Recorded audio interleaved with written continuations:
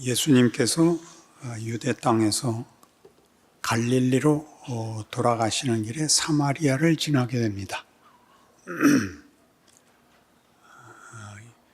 예루살렘이 있는 유대 땅은 남쪽이고 갈릴리는 북쪽 지방이고 그 가운데 우리나라로 치면 황해도나 강원도 같이 가운데 지방이 사마리아인데 그 지방은 여로보암 때부터 북왕국 이스라엘로 분리되어 나라를 세우고 살다가 기원전 722년에 아수르에 의해서 멸망합니다. 사마리아는 특히 그 북왕국의 수도가 있는 우리로 얘기하면 경기 지방을 의미하는데 아수르가 이스라엘을 멸망시키고 그 유대인들이 가지는 이스라엘이라는 이름이 가지는 민족적 우월성이 너무 강해서 다른 나라 사람들과 이렇게 함께 살게 해서 혼혈을 만들어 버립니다. 그래서 남왕조 유다에서는 북왕조가 있었고 민족의 순결성을 지키지 못했다고 사마리아 사람들을 업신여기고 갈릴리로 갈 일이 있으면 이렇게 우회해서 돌아가곤 했던 것입니다. 예수님은 이제 여행길에 지치셔서 이 우물가에 앉게 됩니다. 6시에 한 여인이 물을 길러 옵니다. 유대인들의 시간은 우리로 얘기하면 6시부터 새벽 6시부터 시작해서 7시가 1시입니다. 그렇게 해서 6시는 정오, 한낮이죠. 한낮에 물을 길러 왔다는 것은 거기 뜨거운 사막기후 속에서 남의 눈을 피해야 되는 그런 처지와 약자의 지위를 말하고 있습니다. 그 여인이 물을 길러 오자 예수님이 이렇게 말을 겁니다. 여러분들이 읽으시는 걸 너무 성경의 표현들이 그 진솔한 내용이 무언지를 이해시키기 위해서 약간 더 과장해서 말씀드리려고 합니다. 이런 땐 영어 표현이 좋은데 Madam, please give me a favor 그런 겁니다. 여인이요, 내게 물 한 잔만 주시겠습니까? 이렇게 아주 낮고 겸손하게 부탁을 합니다. 그러자 그 예법에 맞지 않게 여인은 대단히 날카롭고 퉁명스럽게 반응합니다. 당신은 유대인이지 않소? 늘 잘난 척하고 우리를 사람 취급도 안 하더니 오늘은 웬일이십니까? 이렇게 대꾸를 했습니다. 그러자 뜻밖의 예수님이 내가 물을 너에게 달라고 했지만 내가 누군지 알았다면 내가 벌떡 뛰어와서 벌떡 뛰어오진 않죠. 펄쩍 뛰고 내 앞에 무릎을 꿇고 내게 네 소원을 말했을 것이다. 그러면 내가 네 소원도 들어주고 생수도 주었을 것이다. 아니 자기 물도 목마른데 물 한 그릇도 못 떠먹는 주제에 무슨 생수를 주신다고요? 이 우물은 우리 조상 야곱이 판 거예요. 야곱이 이 우물을 파서 지난 2000년 동안 그의 후손들이 이 물로 먹고 살고 가축들을 길렀고 우리도 그러고 있습니다. 당신이 야곱보다 더 낫단 말이에요. 그러자 예수님이 이렇게 대답하시죠. 이 물을 먹는 사람은 또 목마를 것이다. 그래서 또 물을 길러 와야 할 것이다. 그러나 내가 주는 물은 속에서 영생하도록 솟아나는 샘이 될 것이다. 그러자 여자가 이렇게 빈정거립니다. 그러면 좋겠네요. 목마를 필요도 없고 물 들어오지 않아도 되겠네요. 그러자 예수님이 너는 전혀 이 대화에 진정성이 없구나. 네 남편을 데려와라. 이렇게 되는 겁니다. 저 여자가 탁 쏘죠. 남편 같은 거 없어요? 이렇게 된 겁니다. 상황이 훨씬 이해가 되시죠? 성경을 읽으면 밤낮 아름답고 좋은 얘기만 나오지 않습니다. 험악한 현실이 나옵니다. 남편 같은 거 없어요. 그러자 예수님이 그 말을 잘 받아내십니다. 너 정직하구나. 너 남자 5이나 거쳤지? 그리고 지금 있는 것도 남편이라고 말할 수 없지? 네 고통을 안다. 그래서 제가 놀랬죠. 아이고, 선지자셨군요. 우리가 유대인들은 예루살렘 성전에서 예배를 해야 된다고 그러는데 저희는 이 그리심산에다가 제단을 쌓고 예배를 드렸는데 그게 잘못된 것이었을까요? 우리가 이렇게 힘들게 살고 제가 이 모양 이 꼴이 된 건 그게 잘못이었을까요? 그러면 바쁘게 핑계를 대고 변명을 합니다. 그러자 주께서 여인아, 이 산에서도 말고 저 산에서도 필요 없다. 하나님은 간절한 마음, 진실된 마음을 원하신단다. 이제 그 때가 왔느니라.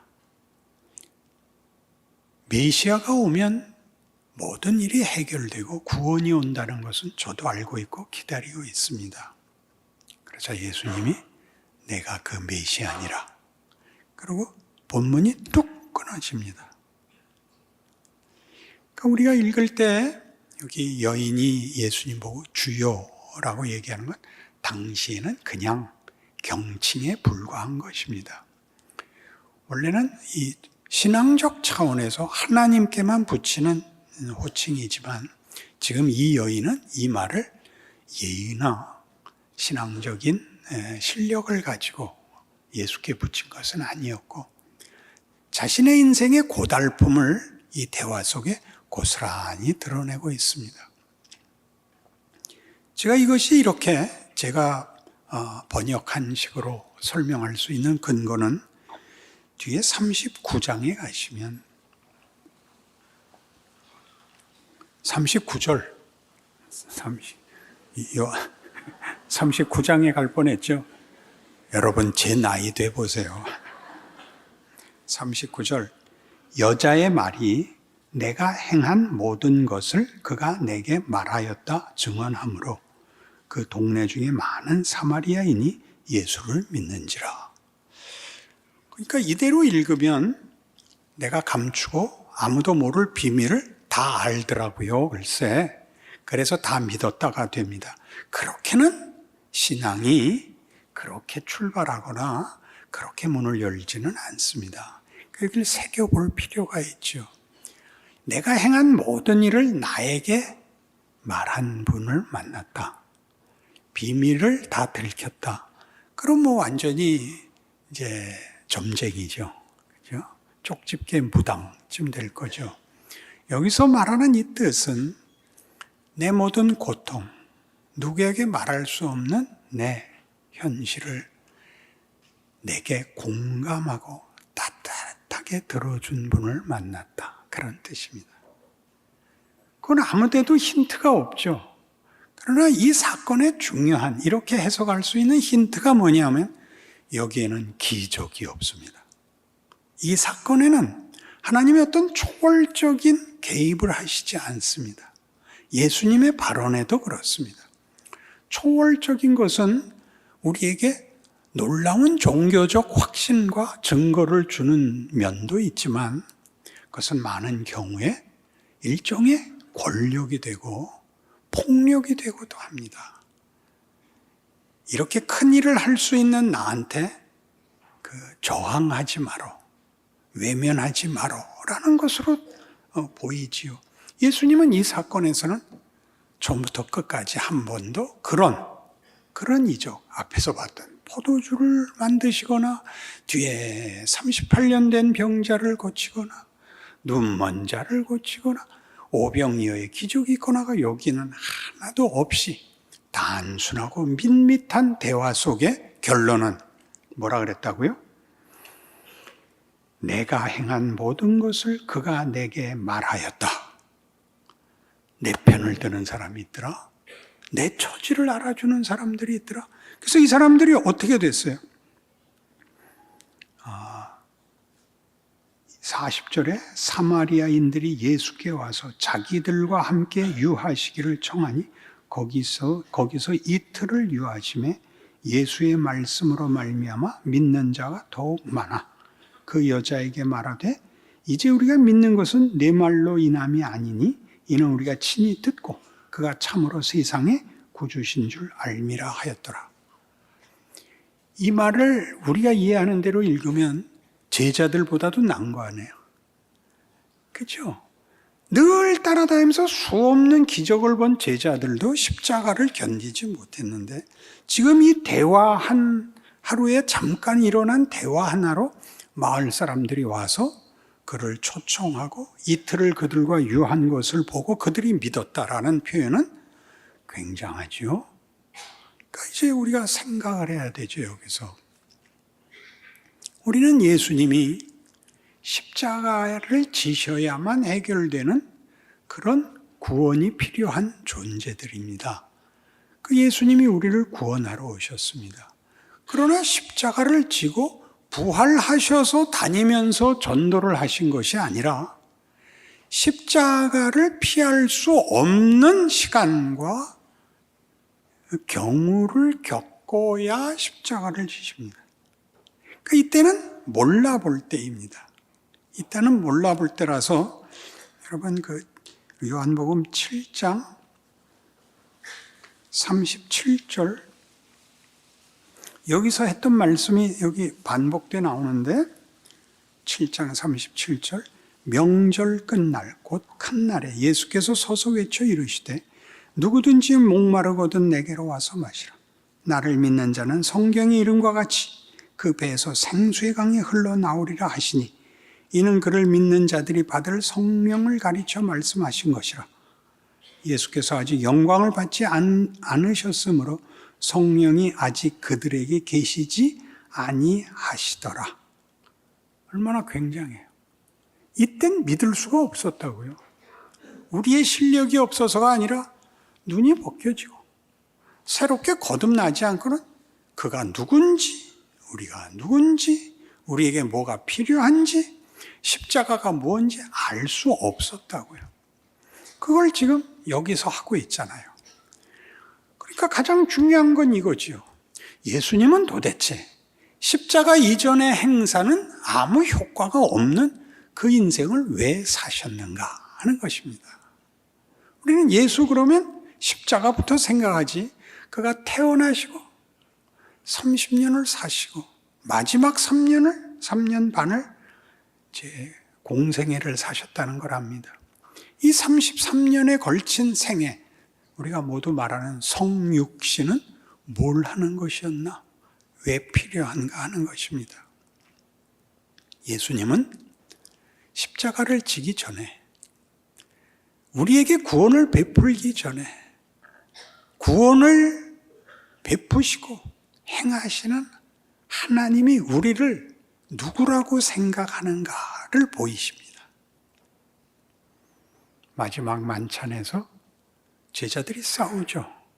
이제 예수님이 초월적 힘으로 승리하실 줄로 알고 예루살렘에 입성해 있습니다.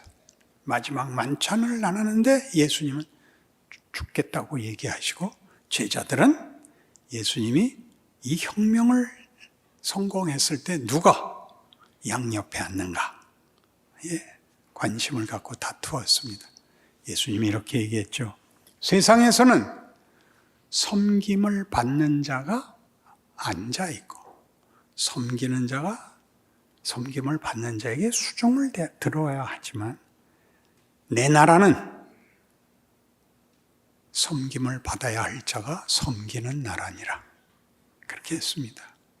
그래서 예수님은 오셔서 구원을 베풀고 봤지, 알았지 하고 섬기는 것이 아니라 하나도 모르고 자기들이 누군지, 어떤 형편에 있는지, 자신들의 운명에 대한 아무런 해답도 갖지 않은 그래서 예수님을 몰라보는 조건에서 3년 반을 섬기고 30년은 살아서 우리와 동일한 자리에 내려와 우리의 처지, 우리의 현실을 공감하십니다. 함께 하시고 거기 함께 거하십니다. 그러니 우리가 다 외우면서 좋아하는 이 성경 구절을 새삼스럽게 생각해 봐야 됩니다. 수고하고 무거운 짐진 자들아 다 내게로 오라. 내가 너희를 쉬게 하리라. 어떻게요? 나는 마음이 온유하고 겸손하니 내 멍에를 메고 내게 배우라. 그리하면 너희 마음이 쉼을 얻으리니 이는 내 멍에는 쉽고 내 짐은 가벼움이라. 만만치 않죠. 우리는 금방 예수님 발 앞에 가서 엎드리면 마음의 평화가 올 줄로 생각하죠. 여러 해 전에 멜 깁슨이라는 유명한 배우가 패션이라는 영화를 만들었습니다. 예수님의 마지막 처형 장면을 그 고통과 그 수욕을 아주 정밀하게 집중적으로 조명하여 그려낸 영화입니다. 저는 약간 반대하려고 이해를 듭니다.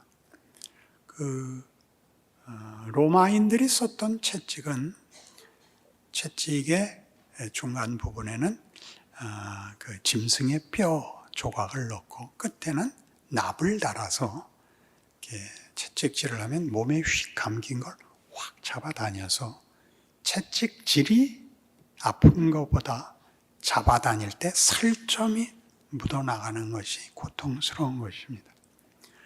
그 채찍질도 가시관도 피 흘리심도 십자가 지어가다 넘어지는 것도 우리 다 알고 우리 다 슬퍼하고 그 장면을 처절하게 여깁니다. 성경이 하고 싶은 얘기는 뭐냐면 십자가를 지는 일에 십자가를 그냥 십자가에 매달리면 끝나는 것이 아니라 이 길을 걸어서 십자가에 매달려야 되는 겁니다.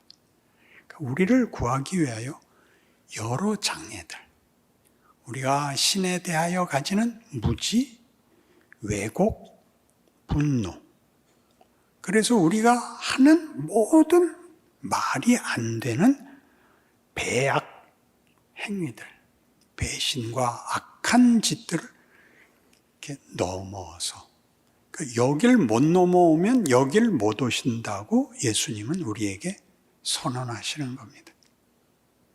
내 멍에를 메고 내게 배우라. 이걸 넘어서 십자가를 지는 겁니다. 그 앞이 없으면 이 결론은 없는 것입니다.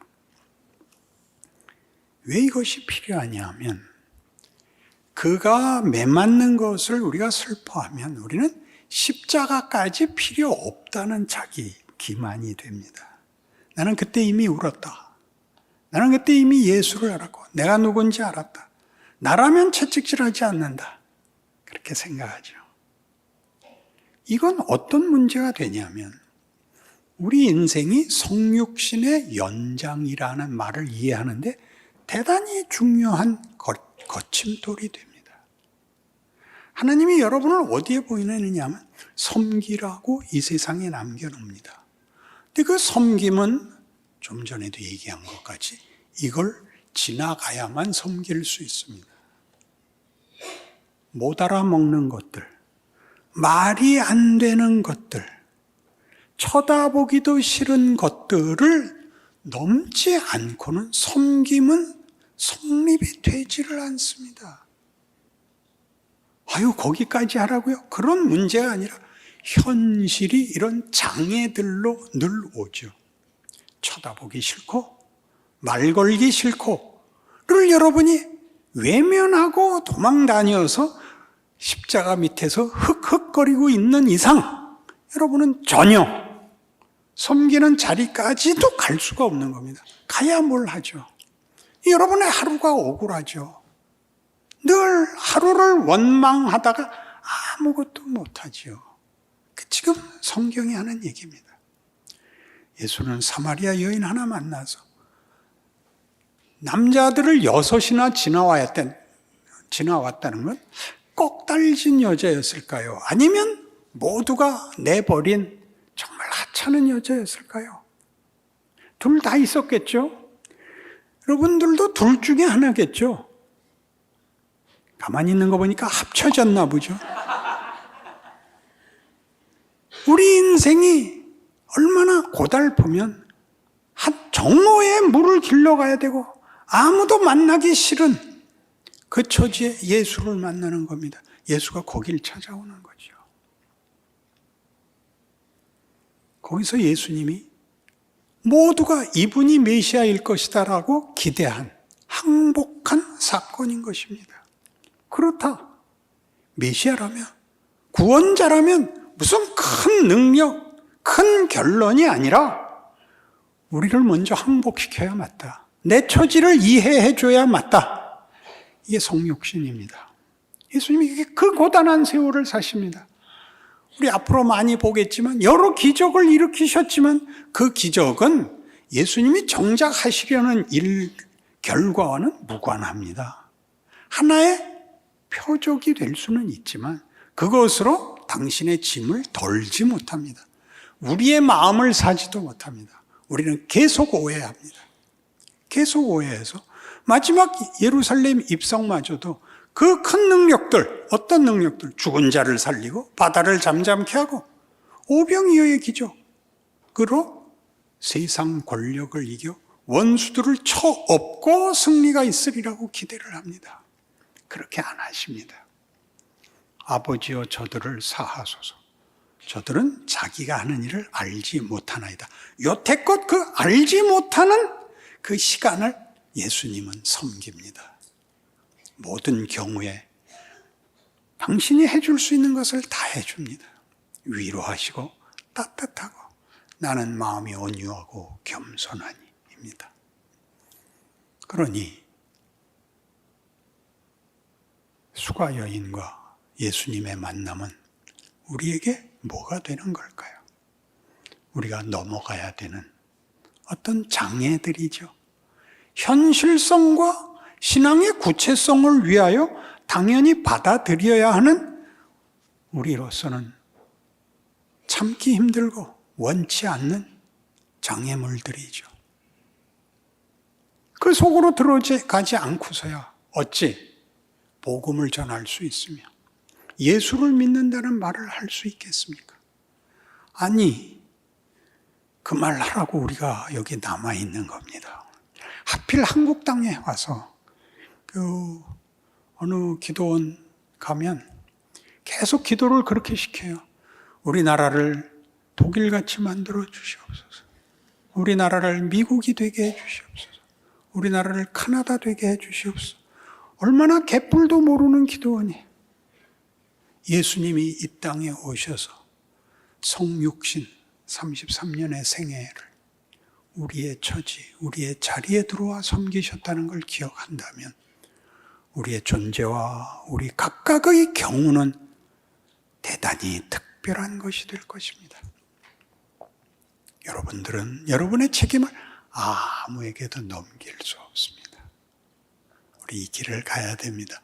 이 비명이 나올 때까지 나의 하나님, 나의 하나님, 어찌하여 나를 버리시나이까?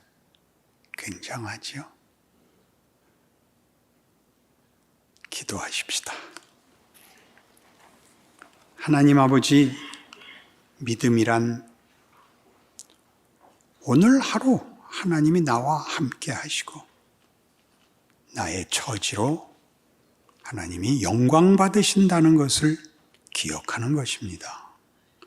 우리는 우리 자신과 우리의 형편에 대하여 아무것도 불평할 것이 없습니다.